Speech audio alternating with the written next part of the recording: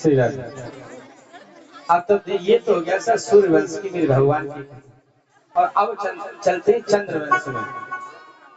और चंद्रवंश के जितने भी राजा हैं हम सबको प्रणाम करते हैं और सीधे कहाँ चलते हैं ब्रजमंडल में, क्योंकि जब ही पार पड़ेगी पार पड़ने वाले नहीं।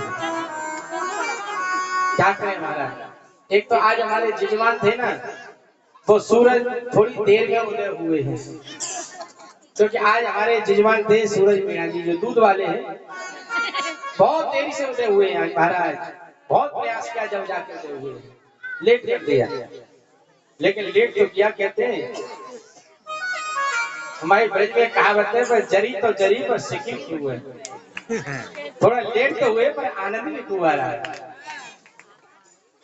बोले श्री द्वारकाधीश भगवान की। देखो मथुरा के राजा हैं अग्रसेन जी,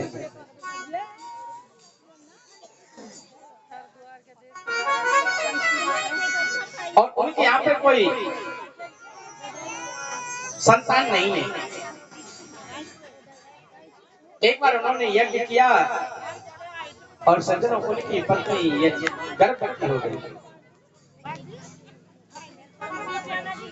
और महाराज एक बार जब वो वन में भ्रमण करने के लिए गई तो वहां पे एक द्रुमल नाम का राक्षस की उसके ऊपर छाया।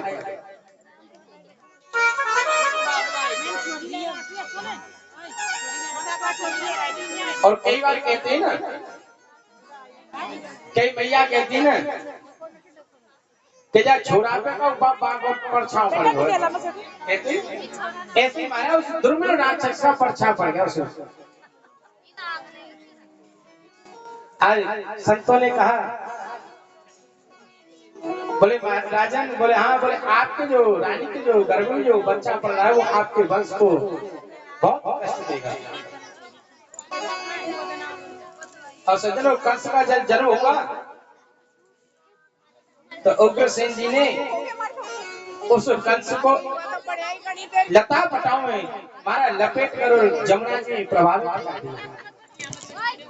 और वहीं पे महाराज ओ भाई क्या कर रहा है बसदेव जी महाराज हैं, उसी में महाराज बोल रहा है। बसदेव जी के पिताजी सूरसेन जी आज वो यमुना में स्नान कर रहे थे, जब कर रहे थे तो सज्जन उनको क्या हुआ, वो बहता हुआ नन्हा सा बच्चा दिखा।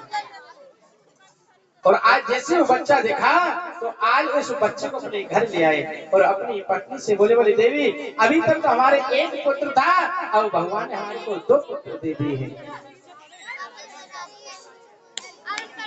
देखिए पता नहीं कंस को नारद जी ने बता दिया जाकर,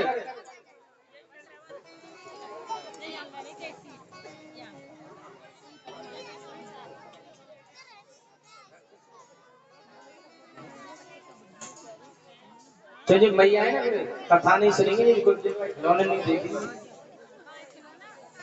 राधे राधे।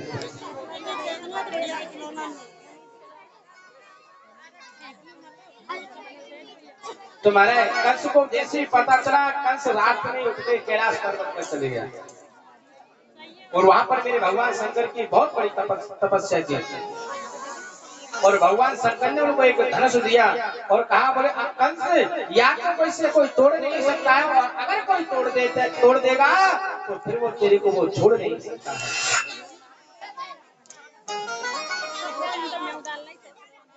आज लक्ष्मण सज्जनों वहां से कई प्रकार के राक्षसों को साथ में लेके आया, अगासुर, बकासुर, व्योमासुर, अष्टासुर, केसी, झंकासुर,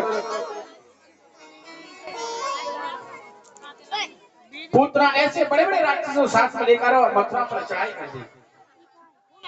और महाराज मथुरा में ढिंढोरा पिटवा दिया कि कोई भी आज के बाद भगवान का नाम नहीं लेगा, कोई राम श्याम नहीं कहेगा, कोई सीताराम नहीं कहेगा। अगर किसी को कहना है तो कंस महाराज का ही मंत्र जपे, अगर हवन करना है तो कंसाय स्वाहा बोले, ऐसा उसने पूरे नगर में बात फैला दी और महाराज अपने पिता को कारागार में डाल दिया।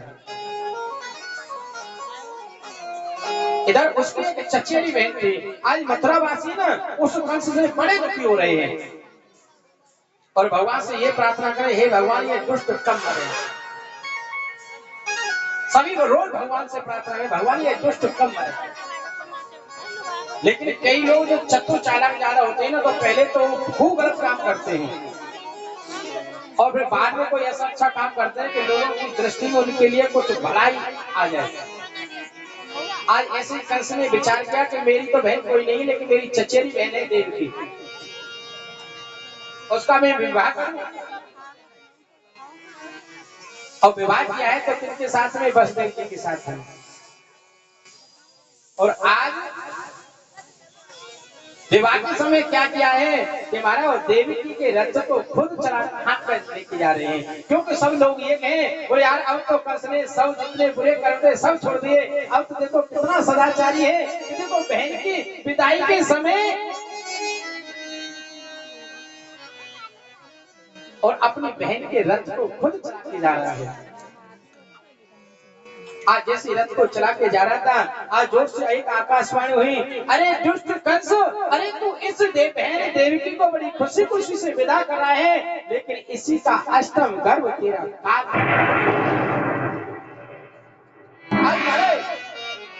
जैसे ये शब्द सुना है कंस ने, महाराज कंस ने न आप देखा न ताव देखा, अरे बोले मैं जन्म देने वाले को ही नहीं छोड़ूंगा तो मेरा दुश्मन है। आज सजनों कंस ने अपनी तलवार निकाल ली और माता देवकी को और सजनों महल में अपने रथ में बैठे तो उसके केस पकड़ कर नीचे खींच लिया है।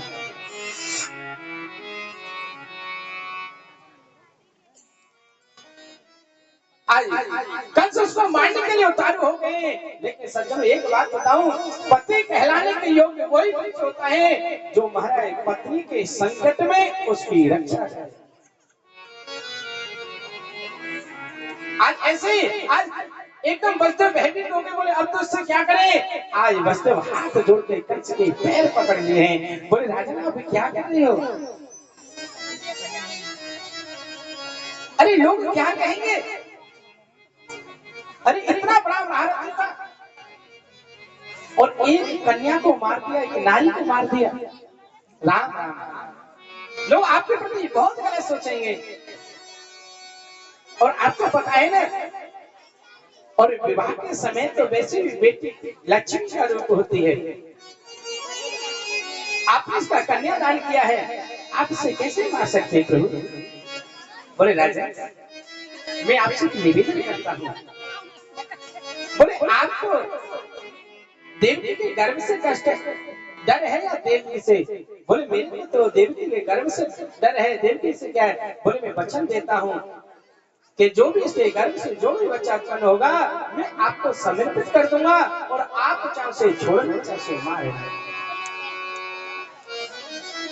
लेकिन कंस ने फिर एक शर्त रखी, बोले वो तो ठीक है लेकिन आपको जेल में रहना पड़ेगा। बोले मेरे को मंजूर है सज्जनों। वसुदेव और देवकी को जेल में डाल दिया है। धीरे धीरे करके महाराज देवकी के 6 पुत्र हो गए हैं। 6 को वसुदेव जी ने कंस को समर्पित कर दिया और कंस ने 6 को मार दिया है। 7वीं संतान बलराम जी आए हैं। मेरे भगवान ने बलराम को योग माया के द्वारा गोकुल में रोहिणी के घर में पहुंचा दिया है और आज 8वां गर्भ आ रहा है। सज्जनों धीरे धीरे धीरे धीरे जैसे भाद्रवा की महीना है, कृष्ण पक्ष है, रोहिणी नक्षत्र है, बुधवार है और ठीक रात के 12 बजे और जेल में भगवान का अवतार हो गया है।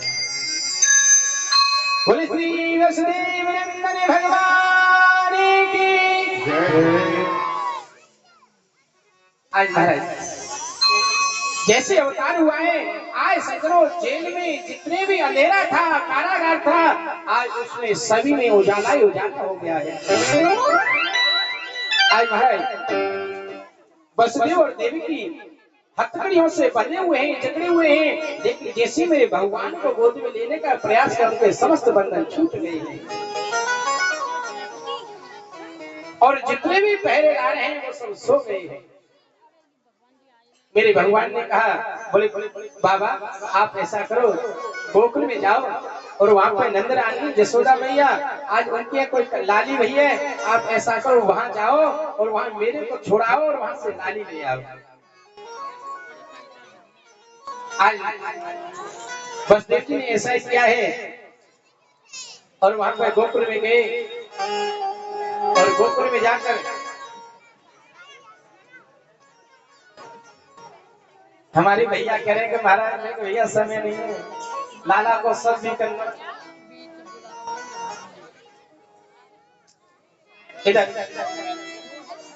बसदेव जी ने लाकर महाराज कंस के हाथ में, और महाराज जैसे बसदेव जी जब भगवान आए थे तो सज्जनों जब शांति थी एकदम, और जैसे माया रूपी कन्या को लेकर आए भगवान धीरे धीरे अंदर आ रहे हैं जेल में। जब जेल से गए थे सब ताले खुल गए, और जैसे ही जेल में घुसते आ रहे हैं धीरे धीरे धीरे धीरे एक एक ताला लगता जा रहा है। सभी पहरेदार जग गए। अब तो जैसे ही कन्या आई है वाह वाह करके बड़ी जोर से रोने लगी है, और जैसे रोने लगी है तुम्हारे पहरेदार एकदम सब समझ लो तैयार, अरे भागो पकड़ो पकड़ो, आठवां आ गया पकड़ो, आठवां आ गया पकड़ो पकड़ो पकड़ो, सभी लोग भागने लगे। बस कहने का मतलब क्या है कि जब हम भगवान को पकड़ते हैं ना तो ऑटोमेटिक सब शांति हो जाती है, और जब हम माया को पकड़ते हैं ना फिर महाराज खींचातानी शुरू हो जाती है। बोले राधे राधे। आज ऐसे बसदेव जी ने आज उस कन्या को महाराज जैसे राजा कंस को समर्पित किया है। कंस ने एक बार तो छोड़ दिया, बोले अरे मैं कन्या को क्यों मारूं, लेकिन उसको नारद जी ने कहा बोले पता नहीं महाराज इसी कन्या का देवता बहुत चालाक है। बोले कंस महाराज बहुत दयालु है, कन्या को नहीं मारेंगे और इसी का अष्टम गर्भ पर आपका काल हो जाएगा। कंस ने कहा नारद जी सही कह रहे, क्यों कंस तो इसलिए मरवा रहा है, नारद जी तो इसलिए मरवा रहे हैं कि कैसे भी कंस का पाप का घड़ा भरे और जल्दी से फूटे। बोले राधे राधे। आज ऐसे महाराज जैसे गया कंस ने जैसे उसको पत्थर पर पटक कर मारना चाहा है, लेकिन वो कन्या एक अष्टभुजी देवी का रूप धारण कर लिया है और कहने लगा अरे दुष्ट कंस तू मुझे क्या मारेगा, तेरे को मारने वाला तो शिव ब्रज में पैदा हो चुका है। अब तो कंस बोले देवी भैया ये तो बता जा कहाँ है, क्या नाम है। बोले ये नहीं बताऊंगी तो, लेकिन पैदा हो गया है। अब देखो ये तो हो गया मथुरा के, अब चलते हैं गोकुल में। बोले श्री नंद बाबा की है। आज तो महाराज बधाई के चक्कर में जोश में आ रहा हूं।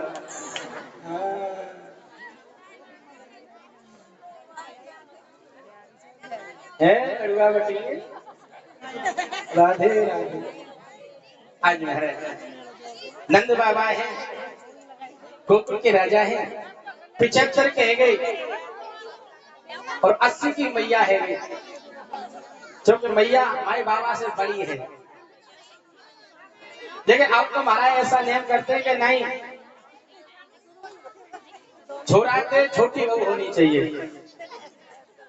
अरे भैया भाई रुक जा भाई, अभी रुको थोड़ी देर रुको अभी।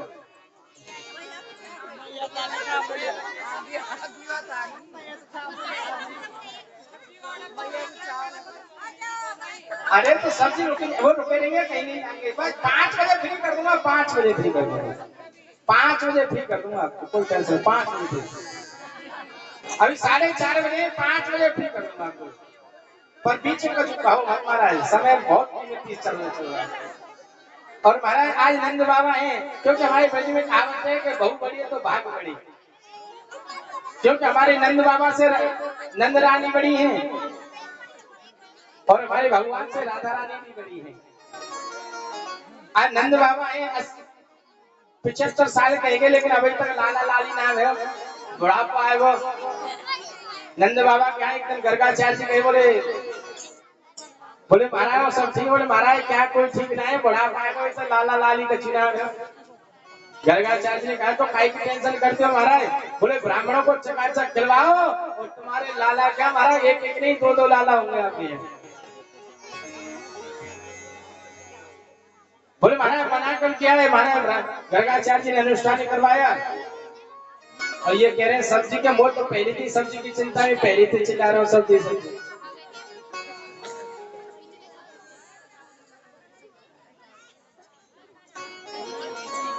आज गर्गाचार्य ने महाराज अनुष्ठान कराया और आज नंद रानी गर्भवती हो गई। और जब नंद रानी गर्भवती हुई ना तो नंद बाबा की 2 बहन है, एक नंदा और एक सुनंदा। आज मानो वो 6-6 महीना पहले ही आ गए हैं।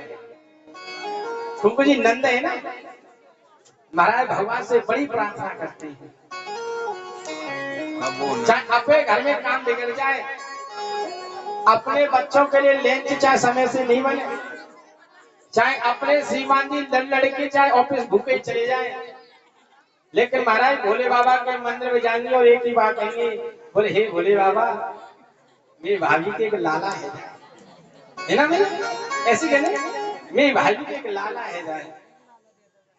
भाभी की बड़ी चिंता रहती है और मिलता जुलता कुछ भी नहीं है, लेकिन एक भाव है ये। आज ऐसे नंद बाबा की जो दो बहनें ना नंदा सुनंदा, आज महाराज 6-6 महीना पहले आ गई हैं और भाभी कितनी सेवा कर रही है, खूब सेवा कर रही है। बोले भाई, बोले भाभी के लाला होगो ना तो हमारे को भाभी का बड़ी अच्छी अच्छी साड़ी देगी और भी कुछ देगी, बड़ी सेवा कर रही है। आज धीरे धीरे समय आ रहा है, आज नंद रानी की नंदा और सुनंदा दोनों बहुत सेवा कर रही हैं। नंद रानी को महाराज एक गिलास भी अपने हाथ से पानी नहीं पीने दे रही है। आज महाराज जैसे समय आया है, आज नंद बाबा अपने गौशाला में बैठे और भजन कर रहे हैं, माला हाथ में है उनके हाथ में और भजन कर रहे हैं महाराज, और मंत्र क्या जप रहे हैं, बोले अवै तो भयो नाय जन कब होइबो, अवै तो भयो नाय जन कब होइबो, ऐसा भजन कर रहे हैं माला लेके। आज महाराज नंदा पहुंच गई, क्योंकि पहले नंद रानी के पास आई, देखी एक धीमी सी चंद्रिया में कोई छोटा सा लाला सो रहा है। आई नंदा ने कहा, बोले एक बड़ी बड़ी खुशी मनाई, फिर एक बार चंद्रिया को हटाने के लिए लगी तो एकदम रुक गई। बोले रुकी क्यों? बोले रुकी इसलिए कि बोले हे भगवान हम लाला पे लाली नहीं जाए, और तो कोई बात ना, लाली हो जाएगी ना तो जो मैया जो 9 लखा हार पहन रखी है ना वो हमको नहीं मिलेगा, बढ़िया साड़ी नहीं, फिर तो महाराज तो आप पूरी कमाई की विदा कर दी, लाली नहीं है, लाला होगा तो हमारा हम भी कुछ मांगेंगे। आपको तो यहाँ नहीं, लेकिन हमारे ब्रज में तो ऐसा है कि महाराज जब लाला होता है ना तो उसे सांप के धरे जाते हैं। आपके राजस्थान में तो नहीं रखते सांप को, रखते हैं क्या? तो महाराज उस समय बहन महाराज जो मांगती ना वो देना पड़ता है। तो महाराज ऐसी है, तो महाराज आज नंदा ने बोला, आज नंदा ने कहा लाला है वो तो बढ़िया लाली, तो बोले भगवान कोई लाली नहीं जाए। तुम्हारा 21 बार उसने भगवान का स्मरण किया, हरि शरणम हरि, हे भगवान लाला हो तो कोई बात ना, अगर लाली हो तो लालो भेज जाए। आज जैसे उसने चंद्रिया खोलिए एकदम झूमने लगी, नाचने बड़ी जोर से नाचने लगी महाराज। उसने थाली बजा दी, हमारे ब्रज में वो नेमी महाराज जब लाला होता है ना तो थाली बजाते हैं, बेला बजाते हैं, है ना? तो आज महाराज नंदा ने थाली बजाना शुरू कर दिया और बाबा गौशाला में भजन कर रहे हैं और ऐसे कर रहे हैं, अभी तो भयो नाय जन कब होइबो, अभी तो भयो नाय जन कब होइबो। आज ऐसे भजन कर रहे नंद बाबा, सो नंदा पहुंच गई, बोले भैया, बोले हाँ, अरे कहेगो थोड़ा थोड़ा बीच से रास्ता बना, भगवान आएंगे अभी आपके बीच में, ऐसी थोड़ी होगा, भगवान आने वाले पर आपको सब्जी ले जाना है। हाँ, अपनी व्यवस्था अपने आप ही बनाए। तो महाराज बड़ी जोर से हल्ला हो गया, बोले लाला भयो लाला, अब तो महाराज नंद बाबा के खुशी का ठिकाना नहीं रहा। अब तो पता है जितनी भी सखियां हैं बड़ी सही हैं और एक के साथ